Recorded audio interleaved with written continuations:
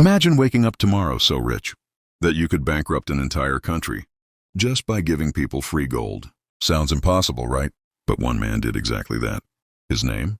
Mansa Musa, the king who was so wealthy that historians say no one has ever come close. Not Elon Musk, not Jeff Bezos, not even close. This is the unbelievable story of the richest human being who ever walked this earth. Our story begins in West Africa, in the 14th century, a time when Europe was still clawing its way out of the Dark Ages.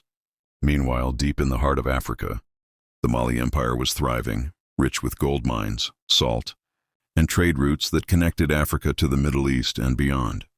At the center of it all sat a man who would be crowned Mansa, which means King of Kings. His name, Musa Kedaline, or simply Mansa Musa. When Musa took the throne in 1312, the Mali Empire was already wealthy, but under his rule, it became the greatest gold powerhouse the world had ever seen. So, just how rich was he? Historians struggle to calculate it, but the closest estimates put his fortune at over $400 billion in today's money. That's more than Elon Musk, Jeff Bezos, and Bill Gates combined. And then some.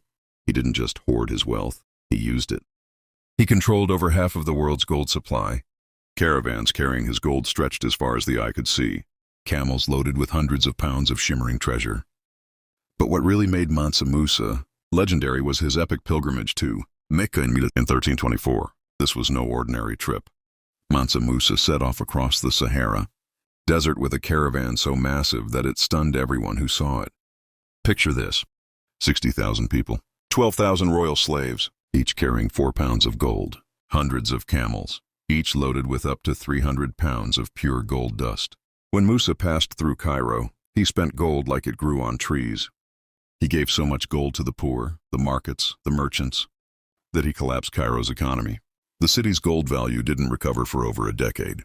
One man, one journey, and an entire nation's economy turned upside down. But Mansa Musa wasn't just about gold and grandeur. He used his unimaginable wealth to transform his empire into a beacon of learning and culture.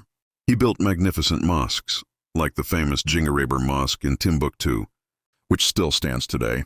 He founded universities that attracted scholars from across Africa and the Middle East.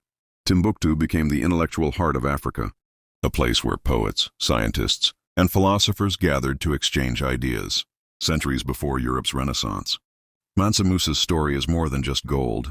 It's proof that history hides legends we barely talk about. A man whose generosity was so vast it changed economies. A king whose wealth was so incomprehensible, we still can't measure it. And today, while we worship billionaires and their rockets to Mars,